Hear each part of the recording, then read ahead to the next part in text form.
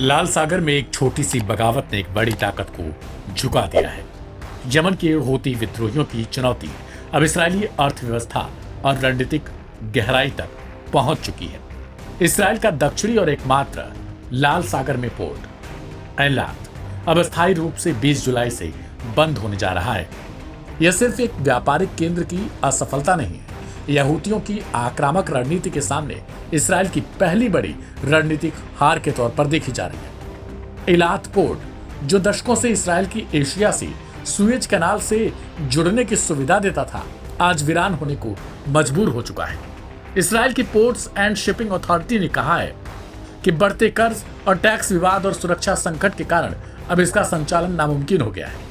Israel की national emergency authority ने माना है कि बंदी के पीछे मुख्य कारण है स्थानीय नगरपालिका द्वारा पोर्ट के बैंक अकाउंट्स का फ्रीज किया जाना। एलात पर लाखों शेकिल का टैक्स बकाया था और अब उस पर ताले लग चुके हैं। लेकिन सवाल है, ऐसा अचानक क्यों हुआ? जवाब मिलता है यमन के हूती विद्रोहियों से, जिन्होंने नवंबर 2023 से रेड सी में इसराइली और उसके सहयोगी जहाजों पर हमले तेज कर दिए। उन्होंने इसराइल को खुली चुनौती दी, जब तक गजा पर बमबारी जारी रहेगी रेड सी से व्यापार नहीं होगा। नतीजा ये हुआ कि एलात पोर्ट पर आने वाला कार्गो 90% तक घट गया और पोर्ट के राजस्व में 80% की गिरावट दर्ज की गई। पिछले महीने इसराइल सरकार ने एलात को बचाने के लिए 15 मिलियन शेकेल की इमरजेंसी सहायता भी दी, लेकिन वो भी नाकाफी साबित हुई। वित्तीय समस्याओं के साथ साथ सुरक्षा संकट और अब ड्रोन हमलों की नई लहर पोर्ट को पूरी तरीके से जकड़ चुकी है। इस हफ्ते इस्राएली सेना ने खुलासा किया कि उसने यमन से आए एक हूती ड्रोन को एलात शहर के ऊपर इंटरसेप्ट किया। Aim right, achieve big. At KR Mangalam University, we provide you the platform to turn your dreams into reality. At KR Mangalam University. हूतियों ने दावा किया कि उन्होंने एलात पोर्ट और नेगेव के शहर ठिकाने पर एक साथ हमला किया, जिसे उन्होंने सफल एक साथी ऑपरेशन करार दिया। यह हमला सिर्फ एक सुरक्षा घटना नहीं थी, बल्कि यह दिखाता है कि इसराइल का एक बंदरगाह अब प्रत्यक्ष युद्ध क्षेत्र बन चुका है। एलात की बंदी का असर सिर्फ व्यापार पर नहीं पड़ेगा, बल्कि इसराइल की नेवी की लॉजिस्टिक सप्लाई पर भी इसका सीधा असर होगा। रेड सी में मौजूद इसराइली युद्धपोतों को अब वैकल्पिक सप्लाई चैन ढूंढनी होगी, जो पहले एलात से चलती थी। हूती विद्रोही, जो खुद को गजा के पक्ष में खड़े होने वाला अक्ष बताते हैं, अब इसराइली बुनियादी ढांचे पर असर डालने में कामयाब हो चुके हैं। जहां गजा में अब तक 60,000 से अधिक लोगों की मौत हो चुकी है, वहीं रेड सी पर हूतियों का जवाब अब इसराइल को रणनीतिक चोट पहुंचा रहा है।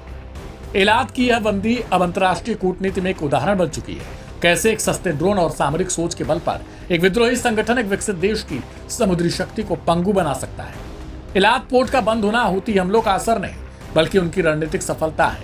यह इसराइल के लिए सिर्फ आर्थिक झटका नहीं, एक भौगोलिक और सामरिक विफलता है। एक छोटे से विद्रोही गुट ने बिना युद्ध छेड़े इसराइल के सबसे अहम व्यापारिक रास्तों में से एक को ठप कर दिया। अब इसराइल के सामने सवाल ये नहीं कि अगला पोर्ट कौन सा होगा, बल्कि यह है कि उसकी पूरी सुरक्षा नीति को फिर से कैसे गढ़ा जाए।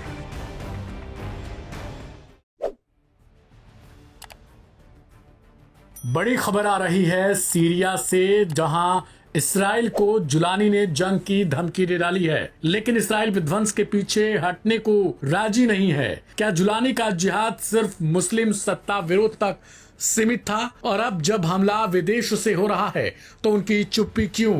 कुछ ऐसे ही सवाल सीरिया से खड़े हो रहे हैं। रक्षा मंत्रालय से लेकर राष्ट्रपति भवन के आसपास भीषण हवाई हमले किए गए हैं, यानी मिडिल ईस्ट में एक बार फिर हालात विस्फोटक होते जा रहे हैं। इस्राएली फाइटर जेट्स ने दमिश्क स्थित रक्षा मंत्रालय, सैन्य ठिकानों और अन्य अहम केंद्रों को निशाना बनाया है।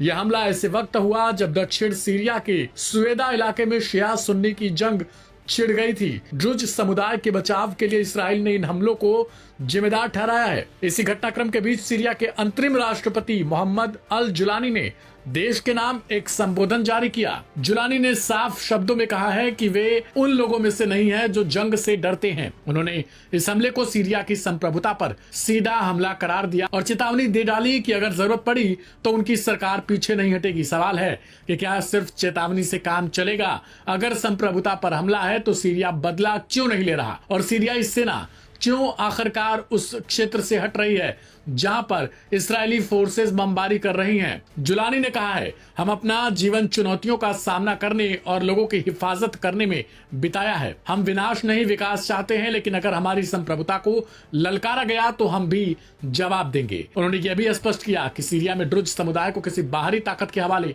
नहीं किया जाएगा। Aim right, achieve big. At KR Mangalam University, we provide you the platform to turn your dreams into reality. At KR Mangalam University.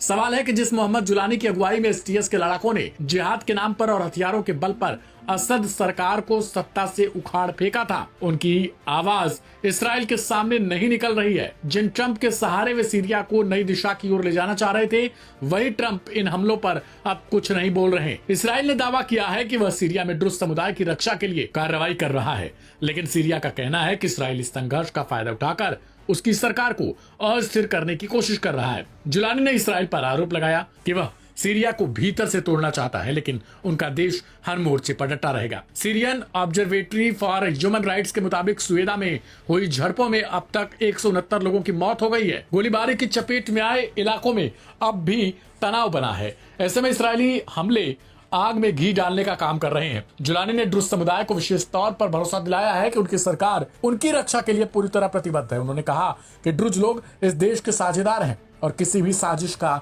शिकार नहीं बनने दिया जाएगा। हालांकि मोहम्मद जुलानी ने इस्राएल के खिलाफ अभी तक कोई मिलिट्री एक्शन तक नहीं लिया। जुलानी सीरिया में राष्ट्रपति के तख्त पर बंदूक के जरिए बैठे हैं। सवाल है कि इस्राएल सीरिया के अंदर उनके मंत्रालय पर हमला कर रहा है और जुलानी सरकार की तरफ से कोई सैन्य कार्रवाई नहीं की जा रही। जुलानी ने इस्राएल के खिलाफ कड़े शब्दों का इस्तेमाल तक नहीं किया है और सीधे तौर पर कोई नाम भी नहीं लिया। सीरिया में एक और भीतरी संघर्ष, दूसरी ओर इस्राएली हमले और बीच में फंसे आम नागरिक। ऐसे हालात में जुलानी की भूमिका सिर्फ एक अंतरिम राष्ट्रपति की नहीं, बल्कि पूरे मुल्क के अस्तित्व की लड़ाई लड़ने वाले नेता की बनती जा रही है। अब देखना यह है कि यह जंग सियासी मोर्चे पर लड़ी जाएगी या फिर सीमा पार से आती मिसाइलें इसे और खून खराबे की ओर ले जाएंगी।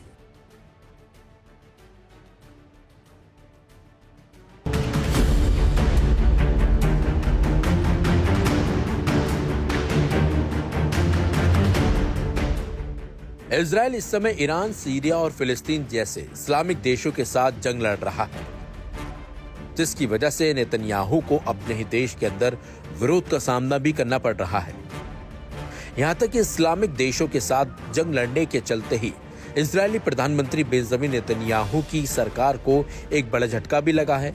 खबर यह है कि उनकी गठबंधन सहयोगी अल्ट्रा ऑर्थोडॉक्स शाक्स पार्टी ने कैबिनेट से इस्तीफा देने की घोषणा की है।